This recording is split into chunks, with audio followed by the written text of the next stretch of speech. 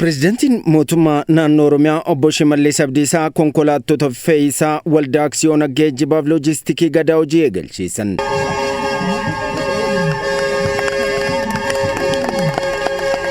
Sagantaa kanarratti Abiyyaa'ii Caffee Oromiyaa Aadde Saadaa Abdurrahmaan dabalatee hooggantoonni olaanoon naannoo Oromiyaa argamaniiru.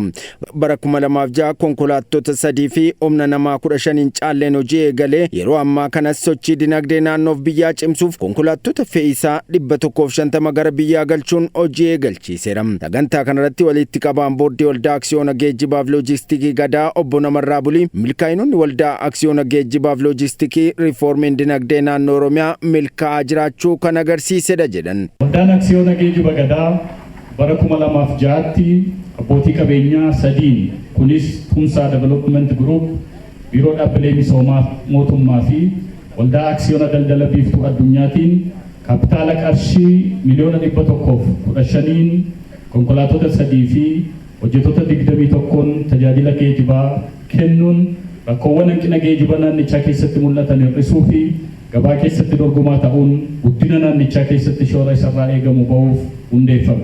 Qaama jijjiiramaa damee geejjibaa fi loojistiikii kanaa kan ta'e konkolaattota fe'umsaa 150 hojii jalqabsiisuu fi sagantaan geggeessaa jirru kunis firii jijjiirama biyyoolessaa fi kaka'umsa pireezidaantii bulchiinsa mootummaa naannoo Oromiyaa irraa kan maddedha.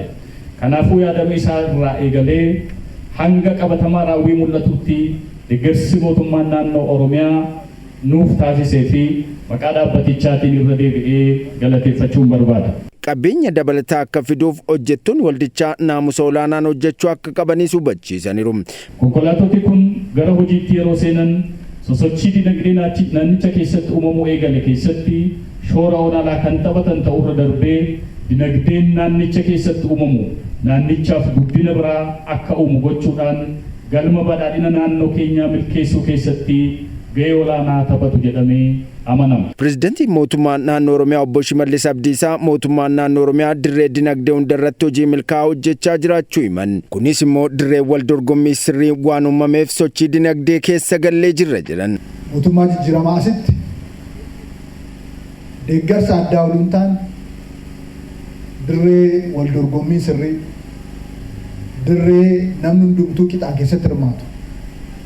Bilisummaadhaan itti yaadee hojjetu, bilisummaadhaan fedhii isaatti milkeeffatu waan diriireef akka naannoo keenyatti sochii dinagdee bal'aa keessa gallee jira. Hojii hangammaa hojjetameenis bu'aan jajjabeessaan argamuu himaniiru. Miironni danda'amaa horachuun carraa dinagdee of harkaa qabnu hubachuu fi hooggansi dinagdee hoogganuu eegaluun milkaa'inoota argaman ta'us himaniiru. Sabboonummaan Oromummaa tokko ifuun kan irra jiraatu dinagdeedhaan, qabeenya horachuudhaan.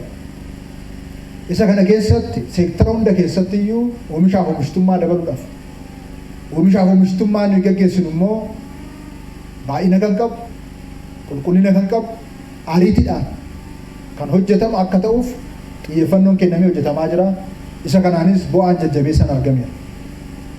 Bu'aa jajjabeessaa jennu malee bakka ga'uu qabnuu fi dorgommii guddaa addunyaarra nurra jiru faana wal bira qabnee yeroo ilaallu karaa fagoorra kan jirruu fi ammas hojii cimaa, qabsoo cimaa, tattaaffii cimaa kan nu gaafatu ta'uusaa sirriitti hubatamuu danda'utu irra jiraata.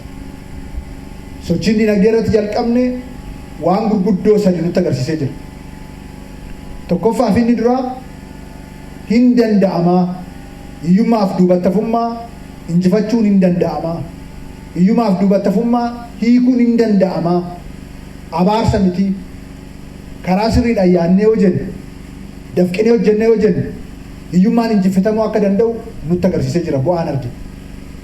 Kanaaf inni tokkoffaan arganne kan lammaffaa fi murteessaan humna uummata keenyaa humna naannoo keenyaa hanga tokko hubachuuf nu gargaaree jira sochii nama yoonaa booda.